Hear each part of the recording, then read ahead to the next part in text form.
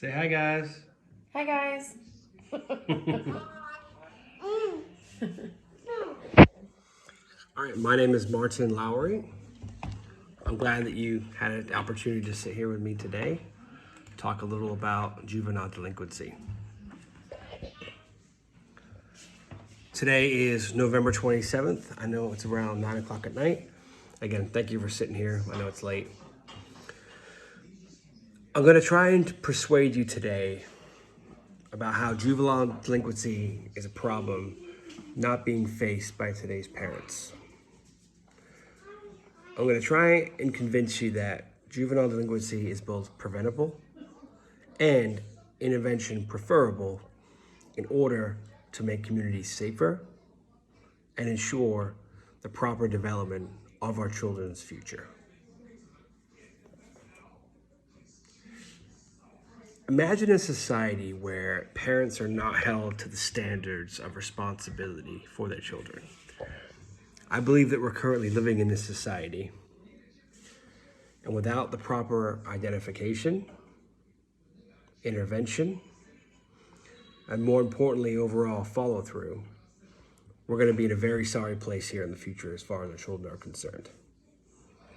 Moreover, it's going to be uncertain, and we don't want to live in this sort of uncertain society based on things that we can prevent just by doing the three things I'm talking about: intervening, identifying, intervening, and then following through. I want to discuss with you today how I think that if we take some certain proactive steps, we can ensure a bright future for our children. More importantly, I want to express to you how juvenile delinquency is a major problem, and we need to do these three things that we talked about in order to stop future generations from kind of falling into what we're seeing now in society.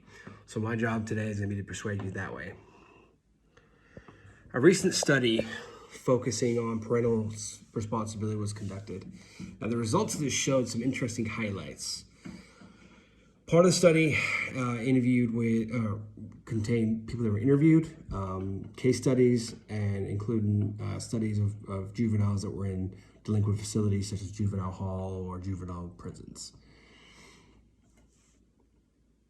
I can tell you that from reading this study, it showed that substantial responsibility has been placed on parents, rightfully so, but at the same time, responsibility without identifying the needs of people who are going to be responsible is sort of irresponsible. And let me kind of dive deeper into that. Specifically, you're going to put someone in charge of something that they're not capable of being in charge of, then the results that you expect shouldn't surprise you. And that's going to be to failure. So that's kind of leading to our first point here, is that identifying that sometimes parents with juvenile delinquents are not equipped to deal with that. And we have to make sure that as a society, we identify that problem and throw all the resources that we can at it. It's just important that we do that. And then that way, it mitigates the issues that that parent may have in the future. Because we're just not just seeing problems with that specific juvenile that may be delinquent, but now their siblings aren't getting the attention that's necessary. That trickles down to social issues in school, et cetera, et cetera. So that first problem, really for me, is one of the most important ones, is identifying that we have issues with parents that are not equipped to deal with juvenile delinquents. And so as a society, the solution to that isn't to just do what we're currently doing, which is nothing or very limited, but to really stand up and say, hey, this certain group of people, or maybe probably more likely individual basis, are having issues. Let's throw resources at them. And it shouldn't be a stigma. It should be a point to where people need help and you need to help them. So that's all about identifying the problem and throwing resources at it. Part of that is also that solution on that first point is education. So when I say throw resources at parents, I'm not talking about just giving them phone numbers to call, hotlines to call. Those have their uses, but I'm talking about actual education, classes, and then follow up with the classes. What are they learning? What strategies are they implementing in the home? with the adequate follow-through on the intervention side, and specifically identification first of the people that need those resources, it will be highly, highly profitable for us in the future. Our second issue with juvenile delinquency is intervention.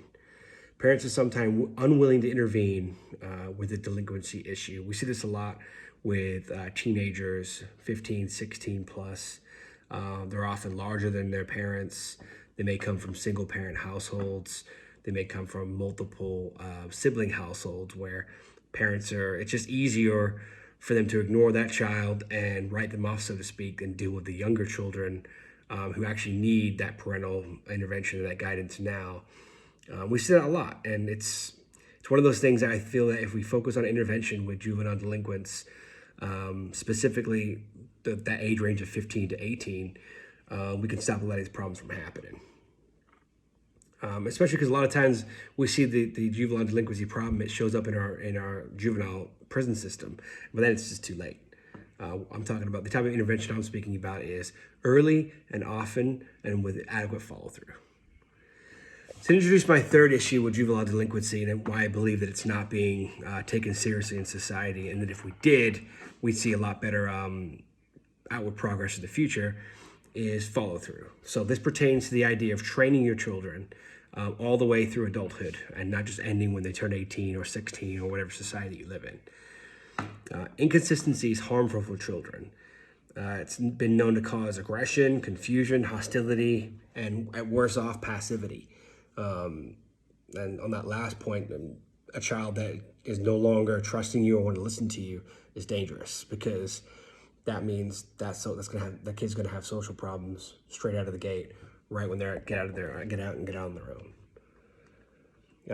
Mental illness is often overlooked in these type of children too. So whether it's from the parents not wanting to intervene or wanting to admit that the juvenile has mental issues, or whether they just don't know how to identify it. Either way, there has to be some sort of culpability in this situation. So overall, I want to just cap off the 3 points that I've talked about here, and specifically juvenile delinquency, and how I feel society is not really targeting the proper children they should do on this, or even kind of hitting the problem where it really matters in the parents.